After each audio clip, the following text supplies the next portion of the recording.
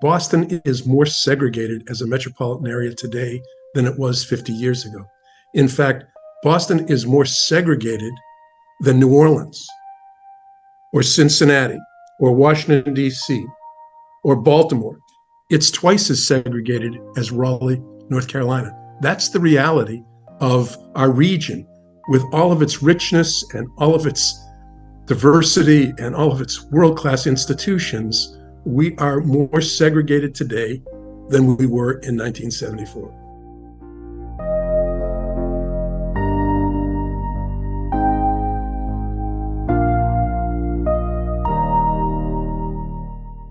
Good evening.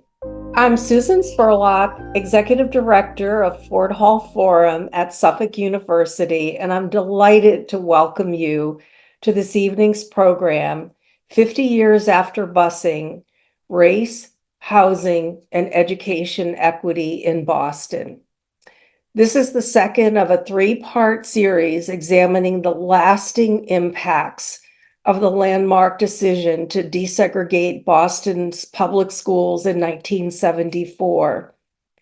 I'd like to recognize the other sponsors of this evening's program: Suffolk University's Moakley Archive Institute, the Boston Desegregation and Busing Initiative, and GBH Forum Network.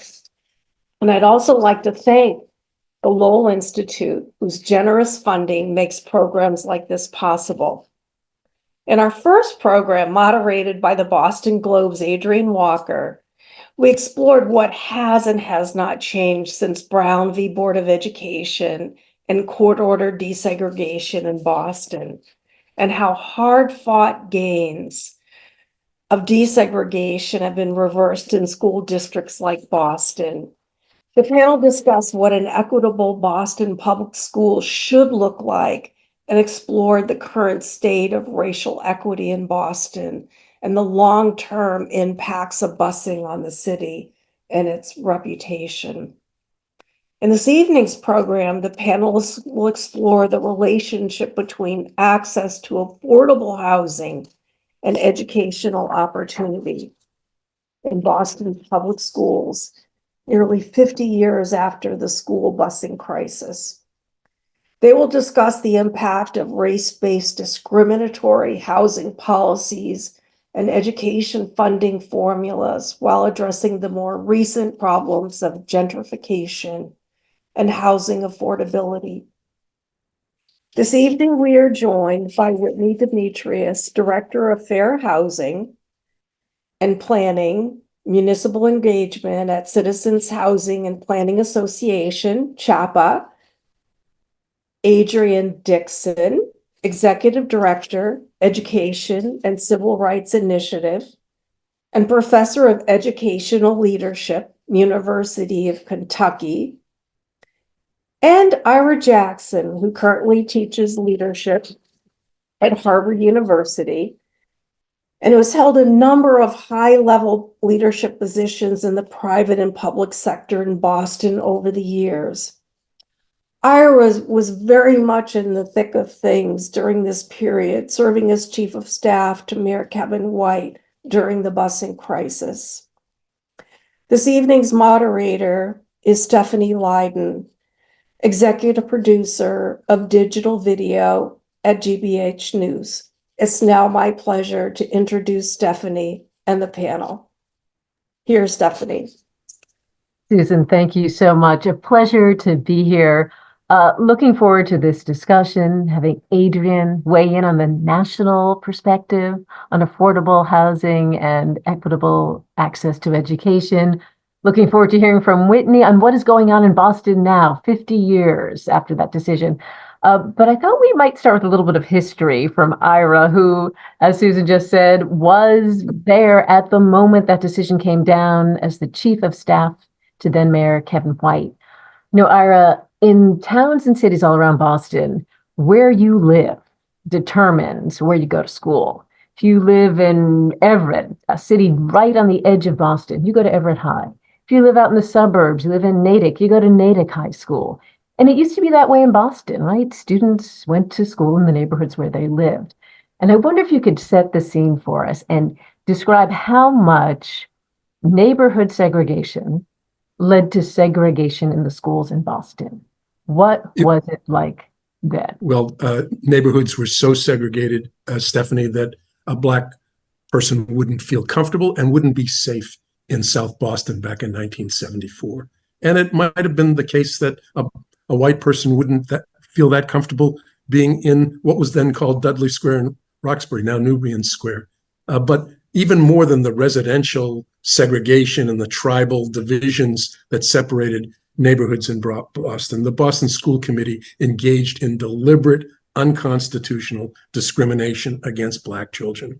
And that's what the federal judge intervened to address and resolve. I think his remedy, by putting together in the first phase the two poorest communities, South Boston and Roxbury, was the wrong way to go. It was incendiary, and it caused a conflagration where busing became Boston's Selma. It became Boston's Little Rock. And as academics, including Ron Formisano, who's written a book called Boston Against Busing, have observed, the rich sat it out, the middle class fled, and the poor did the desegregating. So it was a traumatic time that didn't take advantage of the rich resources of the region itself. And it left Boston, which was then a poor city. Boston has now become a world-class city that's rich in so many assets. Back then, it was a city on its heels, and the judge limited the remedy to Boston itself. I lived in Brookline growing up, and Brighton and West Roxbury, you get to those schools by going through Brookline. Brookline was exempted as well, and other suburban school districts like Newton and Dover, some of the best performing public schools in the country, were exempt from his remedy. So it was very short-sighted. This is maybe a trip down too much of a memory lane, but just before the Judge Garrity came out with his decision, the Supreme Court had a decision of its own, which would have changed the face of Boston and the region and the nation forever. It would have been as important as the Brown decision. It was called Milliken versus Bradley, and it addressed racial discrimination in Detroit. And the Detroit remedy was to involve suburban districts, and it made its way all the way to the Supreme Court. And by a 4-5 decision, they voted against a suburban solution. But if the Supreme Court, one vote, Potter Stewart, had the information that we now have about how residential discrimination is not only a question of individual choice, but of governmental policy, they probably would have gone 5-4 the other way, and America would be a very different country today.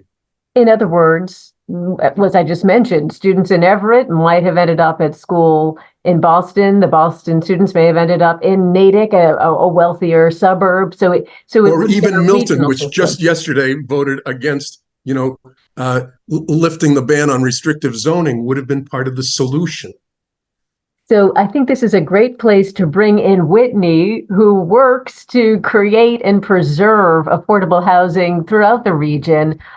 Whitney, this idea that, where you live determines, for the most part, where you go to school. How does that in the city and in the region perpetuate or impact inequities in education? Thank you, Stephanie. Thank you for the opportunity to be able to talk on this esteemed panel on this topic. So 50 years later, after Boston busing, I have to start off by saying that I am a Roxbury daughter. I am a Dorchester daughter, and I attended MECO schools. I attended an exam school. And so it's full circle in many ways, where my mother was a byproduct of Boston busing, right? And so I think, to your point, as we think about Milton, in this particular moment, who has voted via a referendum vote to say that they were rejecting the plan that was put forward by the town of Milton, to create a plan that was well thought out and had public process, right? A thorough plan that would potentially allow the community that has been historically exclusionary, to be clear, to be more inclusive. So certainly we sit in a historical moment right now as we look at what those impacts are, because what we know is that as you, in terms of your question, right, the housing discrimination still exists, that it impacts the city's wealth gap, that all of the deliberate, intentional housing discriminatory lending practices, whether you're talking about de jure or de facto segregation or a confluence of both, which is the way that we sort of look at it, we understand that where you live has so much to do with your lifelong determinants, whether or not you're able to thrive in a community, whether or not you can live your best life and send your kids to an adequate school with adequate education. And so the mothers, the parents, the activists then who were advocating for this and the role of the Boston branch's NAACP, I think it's similar conversations to what's happening now and sort of wanting a reckoning of sorts as to the implications of that, right? We understand that where you go to school, and often to Ira's point earlier, right, it became a battle of race and class in some ways because the wealthy could then send their kids off to private schools. They had options, right? And so as you think about these various intentional racially discriminatory policies around housing that has so much to do with the now racial wealth gap.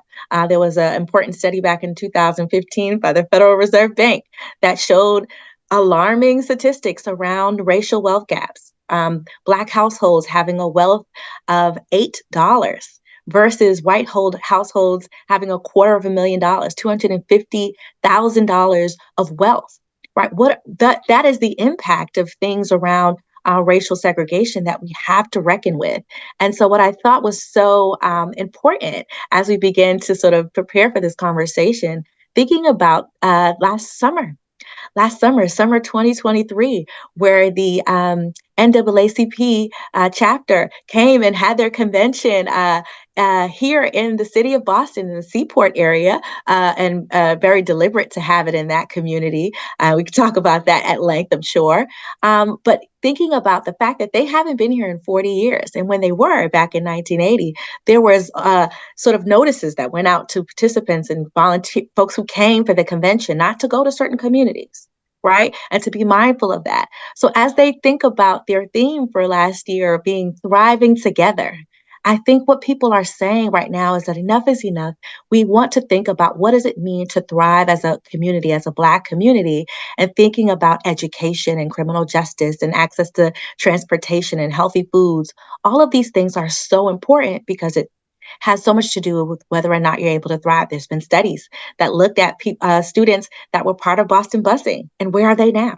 Right? Those life determinants that had so much to do with where they were able to go to school. So I think in some ways, as we think about everyone at Chapel, right, we believe everyone has the right to live in a home that is affordable, that is accessible, that is healthy, but also one that is free from discrimination, one that looks at equity issues, one that challenges this question around where we put our money, where we put our value. And so where we put our money and our value says that we value our students of color in those school systems. And so there's so much to be said around race and place, particularly in this moment. And I'm just excited about us kind of diving in even deeper into the conversation. What a great way to set the table. Thank you, Whitney. We got into a lot there, including sort of, I think you were connecting the dots, right? From the racist policies, the redlining, block busting, the segregation of public housing that led to these very segregated neighborhoods in Boston and in other cities, as I'm sure Adrian can tell us about, and these in the zoning, the restrictive zoning, largely in suburban communities, that has made it difficult to build multifamily housing, more affordable housing. Adrian, that's our situation in Boston, and I wonder if that is typical of the rest of the other parts of the country, or are we our own island here? Yeah, I think, well, historically, that's been the kind of typical response. And interestingly enough, Boston was among kind of the first northern cities to kind of wrestle with this desegregation piece that kind of spoke back to this notion that segregated schools were only in the South. Even Brown v. Board was in Kansas, right? That wasn't in Mississippi. So these issues of segregated schooling are not limited to a particular region, and the relationship, and I appreciate Whitney bringing that up, the relationship between housing and access to schooling is very tightly knit. And so we know that schools are funded by property taxes. That's an abiding issue that we have just, and it's unique to the United States. Our European counterparts don't fund schools in that way, but we do in the United States. So that is inherently creates a situation that's inherently unequal. On this webinar sitting in the state of Ohio, which has been their funding formula, and the state is out of compliance with it's unconstitutional according to the state of Ohio's constitution. And it's been that way for over 20 years. So there are, this is a longstanding issue. Other municipalities, other cities have tried to figure this out. In Madison, Wisconsin, which has its own challenges, Madison has mandated that every neighborhood is mixed income and mixed so that you'll be in a neighborhood that is multifamily housing or that is rental property. So you'll have single family ownership and then you may have rental property, and it's mixed that way in large part to try to get at these issues relative to zip code and education being an equity issue. Montgomery County in Maryland has tried to do this kind of public housing, affordable housing mixture in neighborhoods to address this issue of zip code being a determinant of educational equity and quality. So, and other issues arise because people figure out how to kind of game that. But I think though those municipalities have in earnest tried to figure out, to the extent that they can, how they can encourage more equitable educational opportunities for students regardless of where they live, and in fact encourage access to high quality schooling such that where you live isn't an impediment or an advantage. But for the most part in the US, we have a history of your zip code being very strongly aligned with access to high quality education, in large part because of how we fund education. We haven't quite figured that out. And I study New Orleans, where the answer was charter schools, but what New Orleans didn't do was get rid of selective admission. And so you have charter schools that have selective admission criteria that sit in a neighborhood that may be economically diverse, and yet when you look more closely at the school, it's not very diverse by race and SES. And so poor kids tend to go to schools that are doing poorly, have younger, more inexperienced teachers, and school leaders aren't as well resourced as the schools that are closer to high wealth areas, like uptown New Orleans or near the lake, in the Lakeview area. And so it has just exacerbated and created another layer of inequity, even though they thought that charter schools would be the answer, and they're not. So this has not been unique to Boston. I think it's unique to the United States.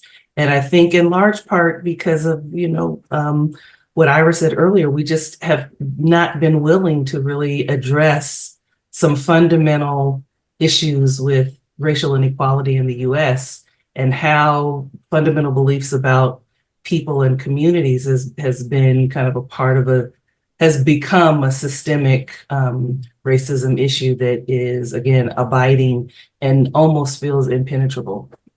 Stephanie, can I just pick up on where Professor Dixon left off? Boston is more segregated as a metropolitan area today than it was 50 years ago. In fact, Boston is more segregated than New Orleans or Cincinnati or Washington, D.C. or Baltimore. It's twice as segregated as Raleigh, North Carolina. That's the reality of our region. with all of its richness and all of its diversity and all of its world-class institutions, we are more segregated today than we were in 1974. Ira, are you talking about Boston proper, or are you talking about the region? The metropolitan area. The metropolitan, which I think is important to talk about when you talk about Boston, because we are a metropolitan area. It's not that the city's so big. In fact, we're the smallest city of our metropolitan region of any major city in America. So you have to be talking about the region, but we don't talk about the region when it comes to education. METCO is a phenomenal educational initiative that preceded busing, but it's still a tiny program. Whitney's participated in it. She still sparkles from her experience. Well, I love your positive energy and outlook, Whitney, but we've kept METCO down on the farm. There are 3,500 kids in METCO. Why aren't there 35,000 kids in METCO? Can we talk about for people who may not be familiar, Ira or Whitney, jump in and describe, please, what METCO is. It's as Ira said, it's a select number of people who take advantage of it. Yeah, and so I think one of the things to note about the METCO program, where its premise is to be able to bus students out from the Boston community into suburban schools, so they have access to some of the resources that are that those public schools are able to provide. And I can see, Megan, thank you for putting some of the history and the context to the METCO program in the chat. But oftentimes, these are the parents who put their students on the list, sometimes just right at preschool start, right? Very early on, getting them into these programs, who are parents who take that extra initiative, and they're the striving and the thriving ones. But it's often hard to maintain students in those programs as well. You talk about, Ira, to your point, what are some of the challenges? I was a METCO student, but only for a year. It was really hard, right? To maintain being able to come to every school activity and every parent-teacher conference when, for instance, if you don't have transportation, right? Or those sort of things. So there are barriers for poor families to be able to continue and to participate in those programs. Although I think the premise of it is great. I could talk at length about my experience in the METCO program, but I also was a charter school. After I left there, I went to a charter school, went to the Boston Renaissance Charter School, was able to have sort of similar access to information. I think more than anything, what I got from this is that every school should be a school with great opportunity and greatly resourced so that parents can make choices around where they want their kids to go, right? This school focuses on math, and this is robotics, and this has, this art and Montessori style, and this is what I want my children to have access to. And so more than anything, in terms of the question around where you live based off where you go to school and what you have access to, wouldn't it be great if we were able to make decisions on some different criteria? But again, I think these are great models. There were interesting models that came out of around Boston busting before Boston busting that we're trying to think at how to get this right. And it was voluntary busing. Mm-hmm. Yes, right. And so there was all these different sort of models that I think are interesting, and certainly as much as those things maybe had its pros and cons, I think what we learned from this is that we should be having these conversations. We should be thinking about what is the right sort of thing, because if we say we value our students, so that they can thrive, these are the sort of questions and conversations we should have. I think worth pointing out with the METCO program, it's a one-way program, right? Students who live in Boston get on a bus, usually quite early in the morning, and go out to the suburban communities. The children from the suburban communities do not get on a bus early in the morning and go into schools in Boston. It is a one-way program. I think that's really significant, right? When you think about that, and what that says also to our students, both students of color and to our white children. What are we saying, in terms of that? And as an educator, those white kids going to those terrific suburban schools, they're not necessarily well prepared for the global economy of the 21st century, unless they have a diverse educational experience. And Boston today is such a welcoming, world-class city as opposed to where it was 50 years ago. I think we haven't even scratched the surface on creativity in terms of new voluntary mechanisms where suburban kids could come into the city, taking advantage of some of our world-class educational institutions, the Children's Museum, the Museum of Science, some of our charter schools. Why can't we have an interdistrict magnet school concept of reciprocity? Just one thought. I love this idea you bring up about creativity, because when I think about housing opportunities and that creativity in the MECO programs, we think about local preference. As it comes up with affordable housing opportunities in some of the suburban communities, one of the incentives is not only people who work in the community and live in the community, but also if your child goes to school in the community. And so that plays a role with the MECO program, where those MECO programs parents have then access to new and affordable housing opportunities, both home ownership and rental, in those communities that they're sending their kids. So these sort of creative models and policies that have come out of this work are some of the things that excite me in the moment. Adrian, I'm wondering if you have thoughts about some of those kind of models that Whitney is talking about. Are they all just ideas, hopes, dreams at this point, or are you seeing some of those actually in action and perhaps bringing students from different backgrounds together? Sure. Well, the whole notion of a magnet was to draw white kids, right? To keep so in districts, as they desegregated to kind of stall white flight, was to create a magnet school that would draw and keep white kids in. So it's never been the inverse. We haven't really ever been really concerned with drawing Black kids. And so, so our system is, we have a norm, and the norm is always white. And so, and that, again, that's been kind of consistent across school districts. So you'll see STEM academies or arts academies and whatnot. And these are to appeal to middle-class white families to stay in a city district. In the South, they've gone to countywide districts, but they've retained the kind of magnet. So Ira talked about Raleigh. Raleigh is now Wake County Public Schools. There are really wonderful schools that are in Black neighborhoods, but they have enrollment caps for kids who live in the neighborhood. And who are that? That's Black kids are actually capped and cannot, there's a saturation point for Black kids in a school that's in their own neighborhood. And so there are more white kids that go to, what's the school? I'm blanking on the name of the school, but there's a school that does really well. Most of the kids graduate and go on to college. It's don't think it's an IB school. They do have an IB school, but an international baccalaureate school, but it's a very good school. And the kids who participate in the really rich, rigorous curricula are is predominantly white. Although the school maybe looks on paper diverse, they're diverse at lunchtime.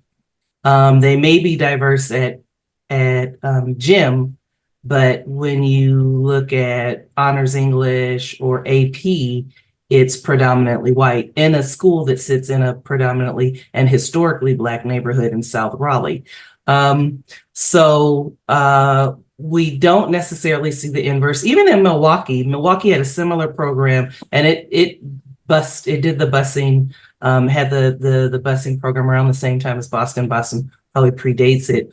But it has a similar program where kids go out to suburban schools, and they bus early in the morning. They take the city bus out, but we don't have the inverse of drawing white kids from the suburbs into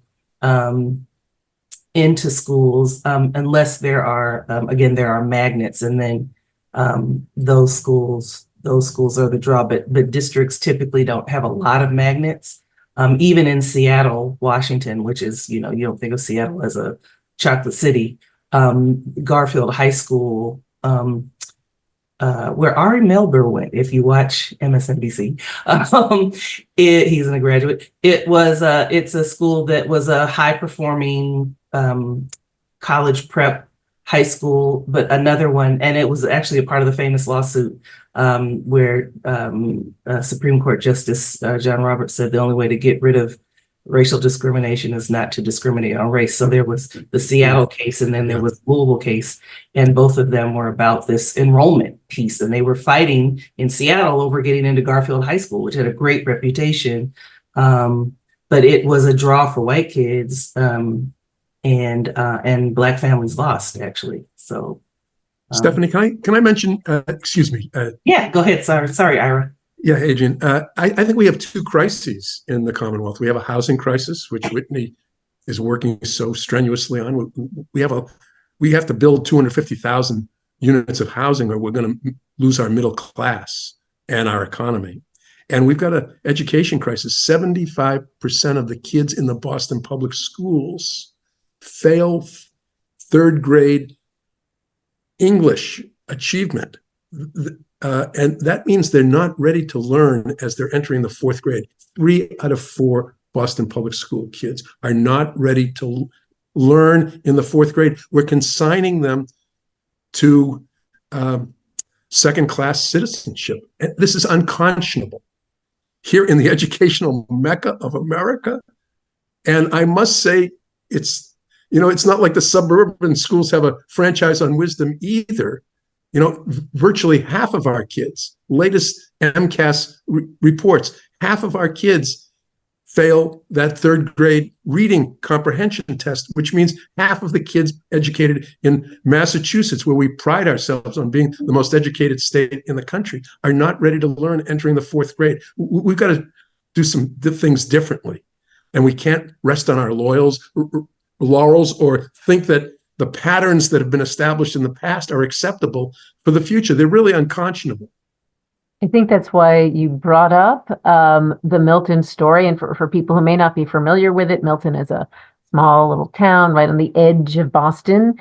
And 280 or so, or 180 or so communities around Boston that have access to either the subway or the commuter rail, they are required by law to come up with a plan to change the zoning so that someone can come in by right and build this multifamily housing. And the idea, I think, Ira, you probably know the numbers better than I, but the idea is that if all these communities pitch in, there's the potential to create about 200,000 new badly needed units. Whitney, you would know as well.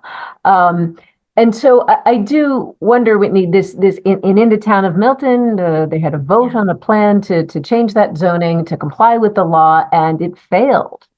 So Milton technically is, in contempt of the law. I wonder what you make of that in terms of this. This really is the state's big push, big answer to the housing crisis. Not even talking about affordable housing, just talking about units of housing. So the fact that it has gone down the way it has in Milton, Whitney, yes. What do you think that indicates for this effort to really get more housing, especially in suburban communities? Yes. Great question. I am sitting in that question myself in many ways, especially after last night's vote. And particularly, as you mentioned, Milton and its juxtaposition to Mattapan, a predominantly Black community. And when you think about that in relation to the demographics, just a skip away, in a community that has been historically predominantly white, historically exclusionary, right? And so there's so much at stake. Because I think, again, to your point, around issues around redlining and other and private discriminatory practices, et cetera, all of these things were seeds that were planted many years ago, and now they're huge trees. And those trees are blocking opportunities for communities, for access into those communities, right? And so I think in some ways we have to think about, when we think about the Fair Housing Act, when it was passed in 1968, there was also part of that a duty to affirmatively further fair housing.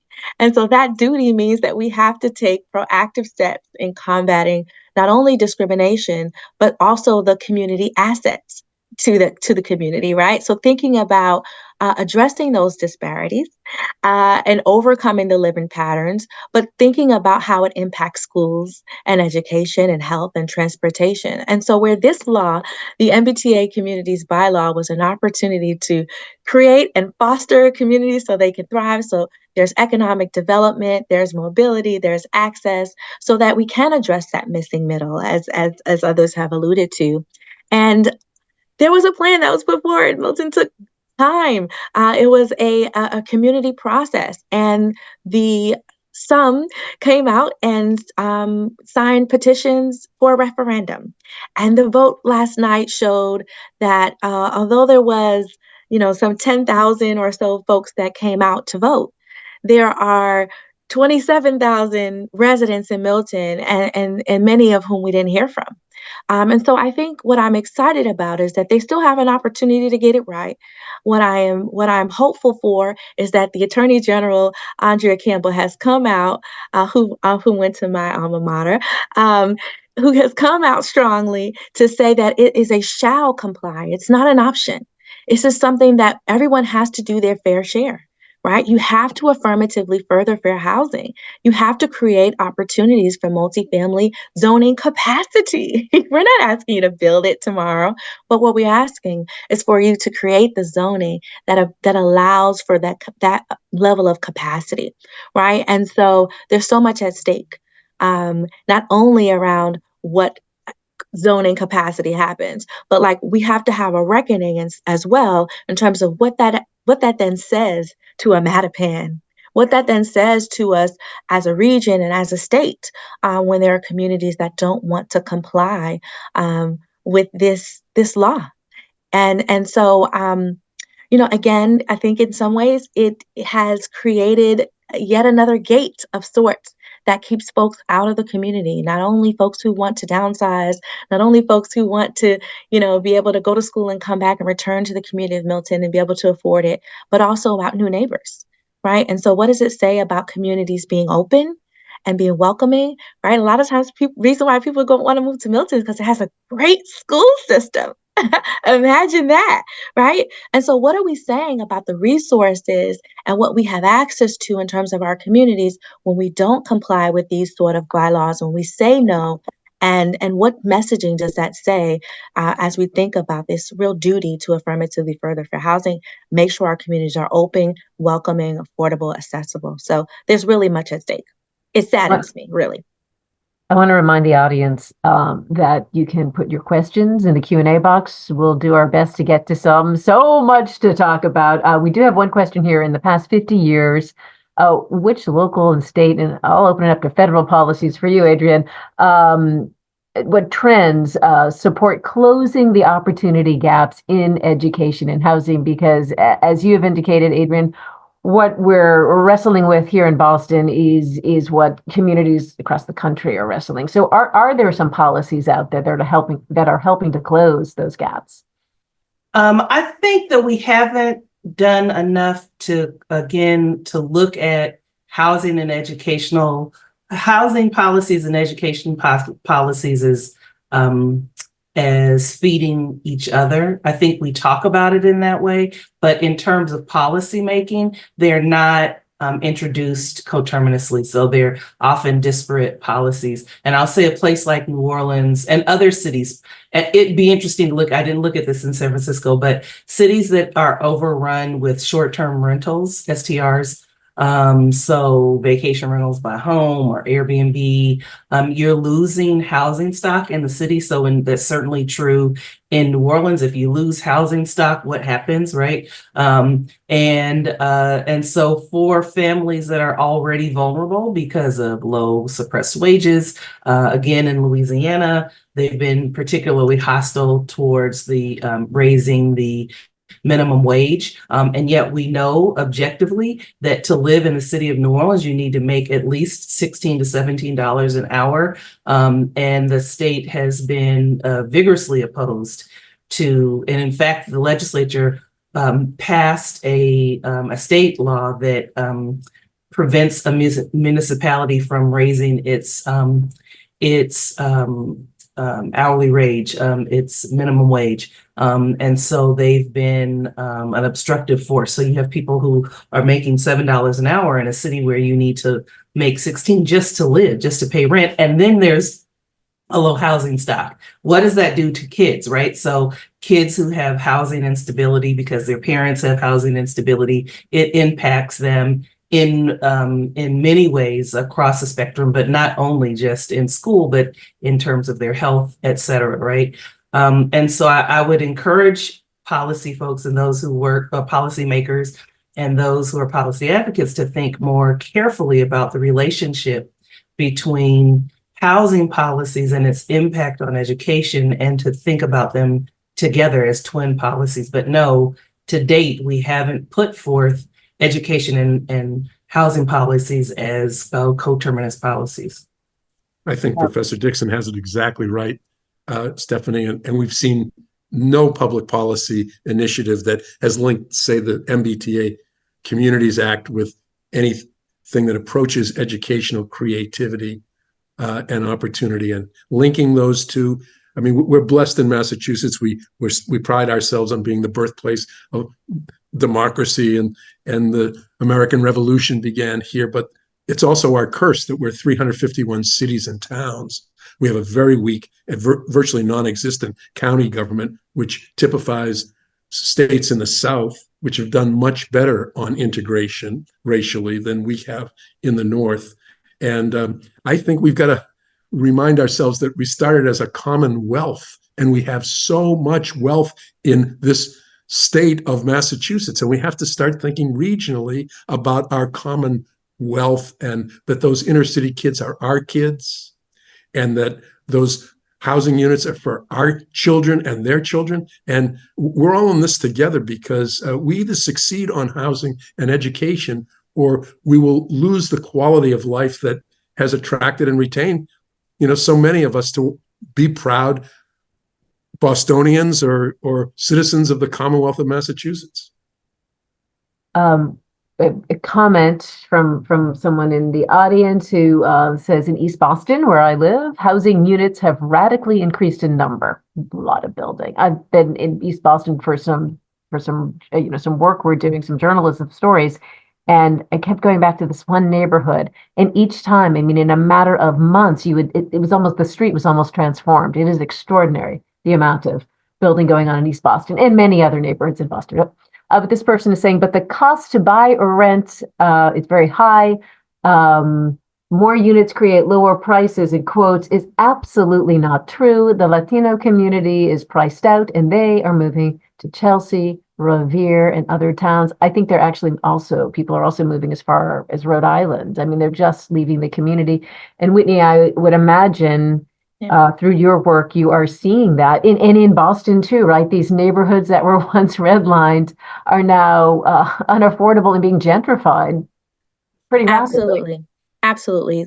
Issues of displacement are rampant, and sort of, as you think about it in terms of redlining, and also now sort of the new redlining of appraisal discrimination, right? There's so much that we have to be deliberately and intentionally looking at to address, right? Understanding that if these policies and practices were intentional historically, the undoing of that has to be as intentional. And so at CHAPA, I could list a laundry list of many of the policies that we're working on in terms of our legislative priorities and budgetary priorities. But I think we also could be doing this better to get to solutions in terms of policy changes and practice. We have to, the schools and the policy discussions have to happen together, right? And so what I am excited though about policy right now, and certainly is Governor Healey's Affordable Homes Act. There's so much comprised within that. One of the things that I am excited for that CHAPA has sort of championed and helped to push, that has been, again, championed by Senator Lydia Edwards, is the State Office of Fair Housing. Wouldn't it be great if there was an office at the state level that focused predominantly on fair housing? The State Office of Fair Housing and Fair Housing Trust Fund, as it looks in the legislation, will be able to support initiatives that affirmatively further fair housing, right, that look at the data in real time. Their job specifically is to look at those community assets and to think about not only if there's new housing, what are the determinants, who is impacted, right? Who gets pushed out of communities? Who no longer has access? What happens to the business that was once there, that the community doesn't now have access to healthy foods, right? Are you creating a food desert when you create this new housing opportunity? And so I think it's what I'm excited about with the State Office of Fair Housing is to be able to have an office that's really addressing that, and that also is funding organizations to do testing, which is how mystery shopping in the housing market, to do things that are uncovering where the biases are, to do data and research, and to fund organizations in the community to look at things around gentrification and displacement and appraisal discrimination. There should be a place where you could go if you feel like you've been lowballed and devalued on your appraisal on your home because you're Black, so that someone can test it. They can send testers out so that you can find restitution in your case. So I'm excited right now as it pertains to the potential of a state officer for housing, because there's so much that I think on the state level that can be done, that can look at regional and local issues. So much to be said about the work that needs to happen in addressing that, but I'm excited about what that office could potentially do to really address, so that someone like the person in the chat who raised that question could call that state office and sort of have things looked at, right? Where can we go on the state level?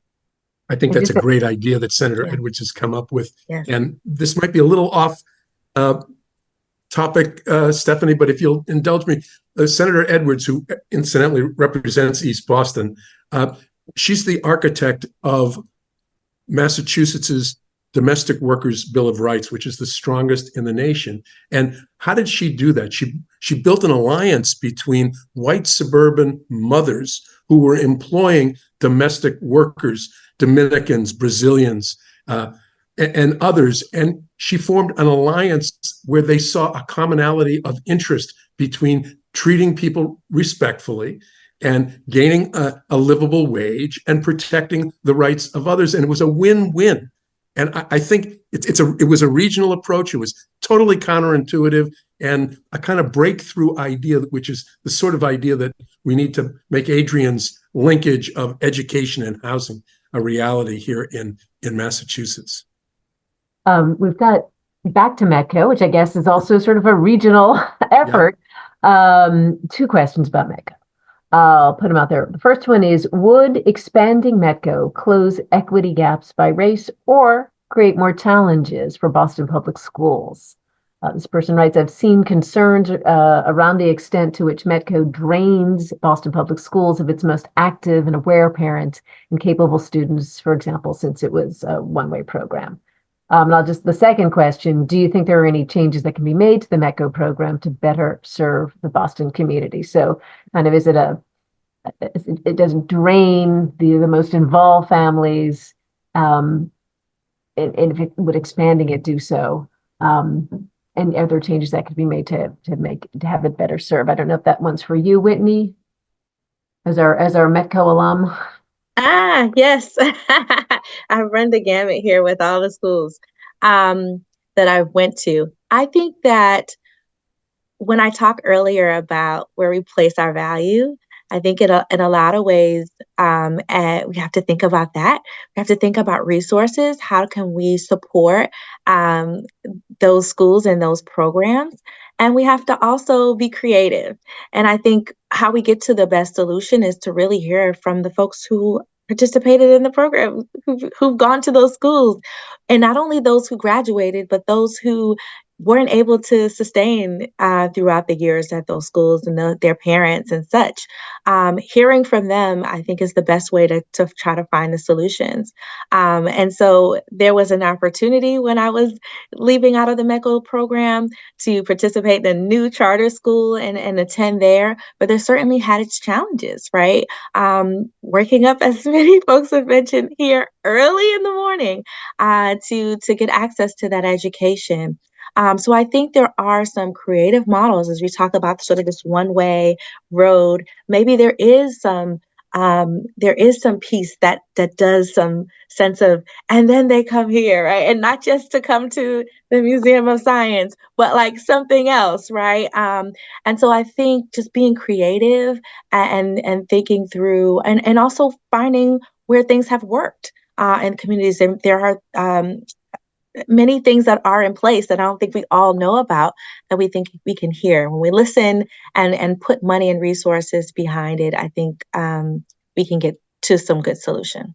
Which is what I'm wondering if Adrian might have some thoughts on. Are there ways that the programs like this Metco busing program, or other ways that are offering more equitable opportunities that you're aware of? Sure. Well, there are two things. One, I want to say something about Ira's point about a kind of system-wide or county-wide school.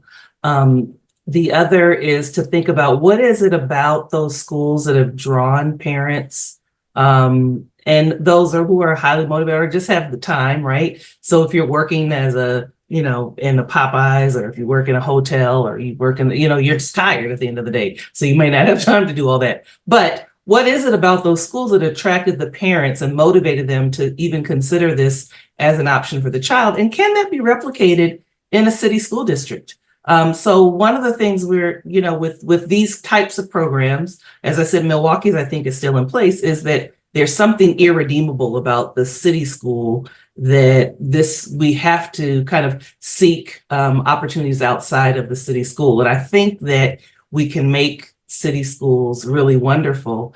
Charters were an option. And actually, charter schools came out of Al Shanker was an architect of charter schools as a site of innovation that was a reflection of community hopes and dreams and visions for their kids. And so it was the collaboration between teachers, parents, community members that would innovate. And this is what we need in our community. If charter schools reflected that kind of collaboration and innovation, I think they would be wonderful. But what we have are corporate charter schools, essentially corporate charter schools that come into an area and have predetermined what you need and what they offer is better. And that's in some ways an issue, because it's not reflective, as Whitney said, it's not reflective of the people who are in the community who say, you know what, in this community, we value this and we want a school to reflect that. I think charters could be that way when they're used in that way. The other thing is, again, to improve upon the schools, but to also think about a kind of countywide school. So in some districts, there are schools, and in some states, they have state schools. So in Columbus, Ohio, there's a math and science school that is a draw for kids across the county. So you don't just have to go to Columbus City Schools. You can, as long as you live in the metro area, you can go to Metro High School is actually the name of it. In North Carolina, they have a statewide math and science school, and they have a statewide art school. In Louisiana, NOCA, which produced Brett Marcellus and Wynton Marcellus and Terrence Blanchard. It used to be a part of New Orleans Public Schools. It has now become the statewide art school. So it's comprehensive dance, acting, film, the whole nine. And so that's a way. So there are ways to broaden opportunities. And the school NOCA is actually in the city of New Orleans. In Raleigh, I think, or in North Carolina, I think it may not be in Raleigh, it may be in somewhere else. But I think there are ways to think creatively across boundaries, and that is open and doesn't put the burden on children. And that's what I think is probably what most troubles me, is that the kids carry the burdens of adults' politics, right? And adult ideologies. And so our children are always more vulnerable to adult issues. And we play out our politics on the backs of kids. And so I think we can think more creatively about how to avoid that. Just as we did 50 years ago in Boston with busing. I mean, it's the kids who paid the price. And how are they paying the price? I mean, that was such a dramatic, horrific example, what happened in Boston around busing. But Adrian, I'm curious, when you say the kids are paying the price for adult politics. How are they doing that now? We're not seeing what we saw 50 years ago in Boston playing out on our television screens right now. But you're saying that kids are paying in Yeah, other ways. I think our, inability to think more creatively about providing opportunities for kids and access is how they're paying. I was shocked to hear the data that Ira spoke about today relative to your region, but it's not isolated, and when we can't figure it out, it's kids who bear the burden, right? And either they're bearing the burden immediately, as in the case in New Orleans, or also we're seeing in New Orleans they're bearing they carry the burden when they graduate and they aren't eligible to go to college. They're just not, they just won't, they don't do well by and large. Even going to college, and college is not an option. And so what are they consigned to? They're consigned to, in a city like New Orleans, working in the tourism industry as I'm not disparaging anybody who works in restaurants, but they are low wage workers, again, in a state that is refusing to raise the minimum wage to address affordable housing. The governor just refused to take the funding for summer funds so that kids who live in poverty can have lunch and have meals during the summer. He's cutting Medicaid. I mean, so it's across the board. And Louisiana isn't unique in that regard, right? We're seeing this actually across the country. And kids carry this burden, right? They are the most vulnerable, and they carry this burden when we don't get it right, when we don't get housing policies right. Kids bear this burden. We don't get employment and wages right. Kids bear the burden. And so they carry this across all domains when adults don't figure it out. And we have to figure this out because unlike New Orleans, Boston is booming. Mass General Brigham Hospital has 13,000 open requisitions that they can't fill. We have a talent gap in Massachusetts, and we have booming sectors of our economy: life sciences, higher education, financial services, AI, fintech, on and on. We need every one of those talented inner city kids who have all the intellectual capacity of kids in the suburbs. So we're shooting ourselves in the foot by not solving this problem. And I think we need a moonshot for both the housing crisis and the education crisis that faces the Commonwealth. One thing we haven't touched on yet is housing instability and that impact, talking about the price children pay and how that impacts education, right? If the families, Whitney, are worried about rent or doubling up with other families, are being forced into other communities, are homeless. I think there's 4,000 homeless Boston public school students. What are you seeing, and what are the impacts of what you're seeing? Everything is at stake. Right? If your housing unstable, right? If you are cost burdened, if you are severely cost burdened, you're paying, again, 30 or 50% of your income or more on your housing. It has so much to do with your social determinants, with your access to healthcare, right? And so where families have had to make decisions, we found this as well, right? In 2020, I think if no other time, people understood housing as healthcare, right? Your ability to social distance, your ability to, not be overhoused and overcrowded in your home, and what that means for our students who then found themselves at home and that was their school space. And so when they didn't have access to technology and so much of that, we were all really in this reckoning at that time. We were also in this racial reckoning after the murder of George Floyd. There was so much that we were paying close attention to, now that we had all this time on our hands at home, right? And I employ us to go back to that space, and to still have those same questions, because those things have not disappeared, right? So when families have to make hard choices around where they go to work and access to transportation, that trickles down. And to Andrea's point, students are burdened by this, right? Our students are impacted. and they later become, in our workforce, and they become our politics, right? So like there's so much at stake that we have to think about as it relates to a person's being housing unstable. He talked about homeless. And imagine a student who has moved 3 or 4 times through various shelters in an academic year. What does that mean for their school performance?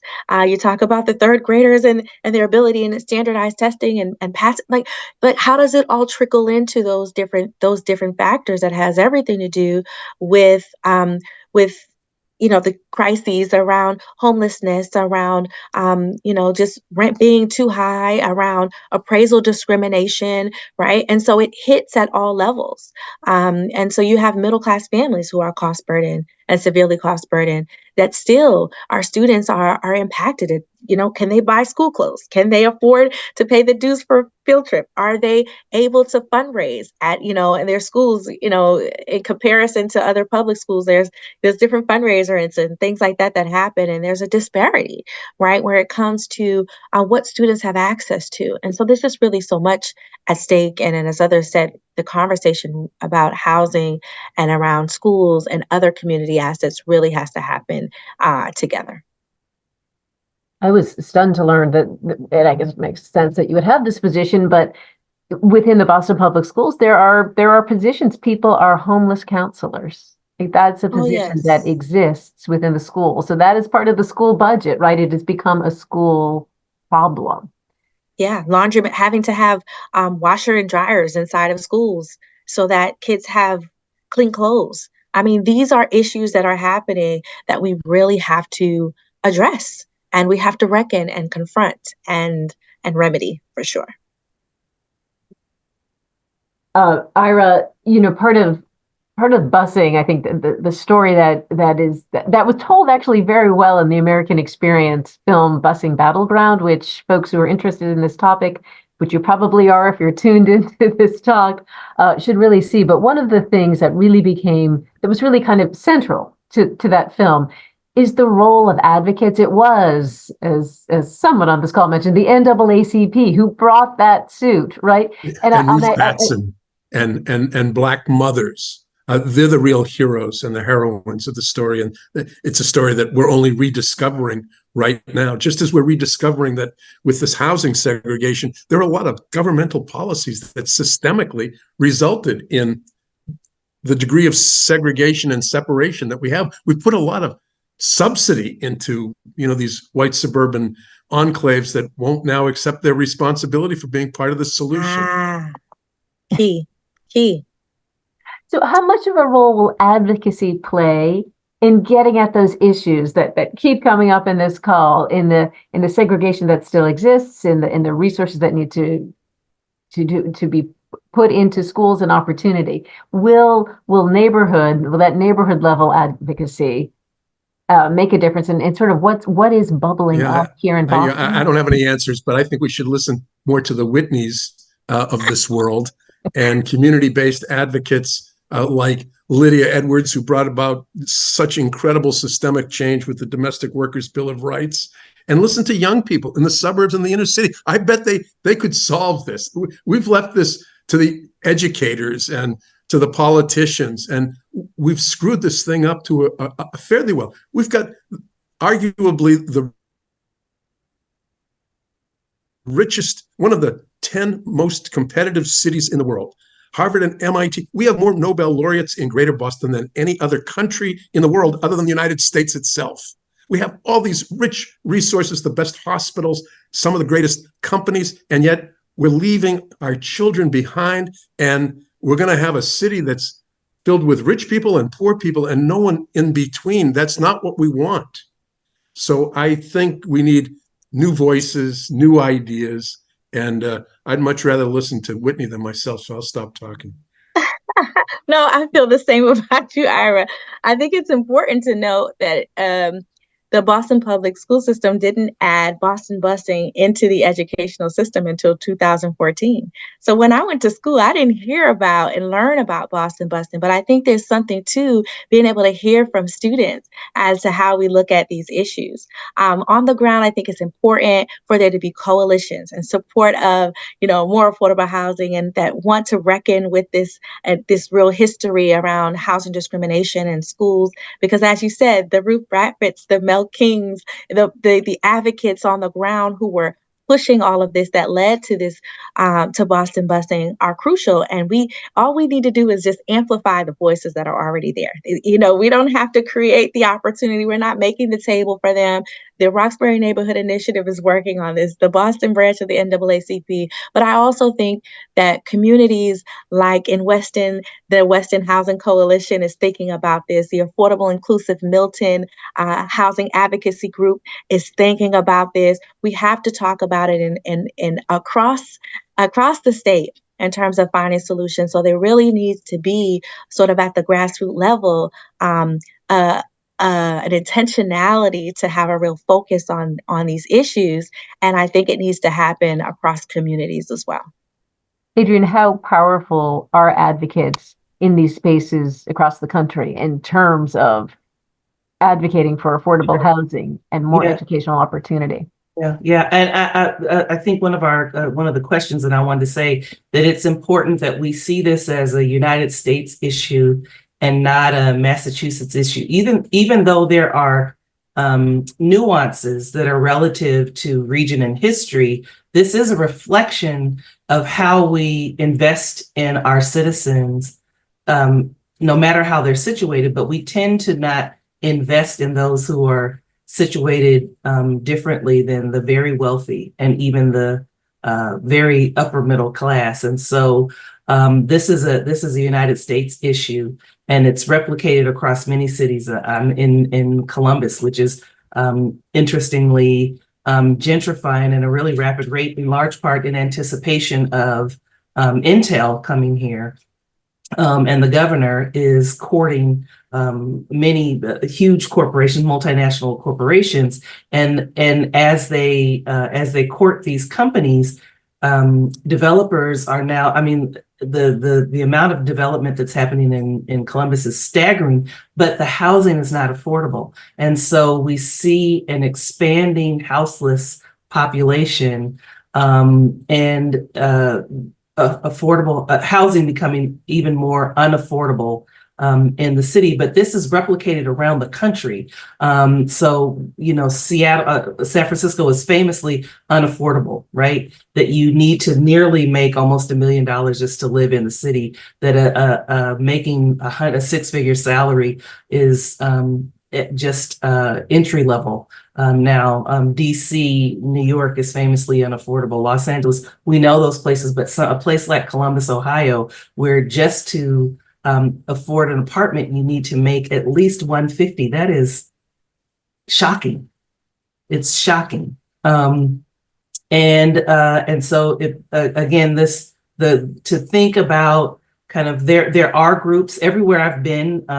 There are housing advocacy groups that raise these issues about the relationship between STRs and housing stock and gentrification. And while it's great that states court multinational organizations, there are, reverberating impacts because people are courting their upper management, and schools again become inaccessible. And so we just, all of this is tied up together. And I think the advocacy piece has to think again about these things, housing and education as related issues, that they're not separate issues. It's wonderful to have this incredible perspective from this panel. We are at time. I hope that we will convene again because there's so much more to discuss. And Adrienne, so wonderful to have your perspective, big picture across the country. Whitney, thank you so much. Ira, thanks for the perspective that it kind of ties 50 years ago to today. We appreciate all of you being here. Thank you so much. Thank you, Stephanie. Thank you, Ira and Adrian and Whitney. What a wonderfully rich conversation. So stay with us just a few more moments. I'd like to share some information on the Moakley Archive and Institute, one of the co-sponsors of this evening's program. So the Archive and Institute is proud to collaborate with Fort Hall Forum on programs like this to explore issues of national significance, home to research collections of distinction, including the Congressman Joe Moakley's papers, and they are the holder of Fort Hall Forum archival papers as well. Provide firsthand look at both the people and the people at the heart of the struggle for civil rights, school discrimination, and fair housing. So for more information on the Suffolk Archive, Moakley Archive and Institute, please visit suffolk.edu/Moakley. Thank you for joining us this evening. Thank you again to our panelists. And as importantly, thank you to the audience for being a part of this evening's conversation. Thank you so much and have a good evening.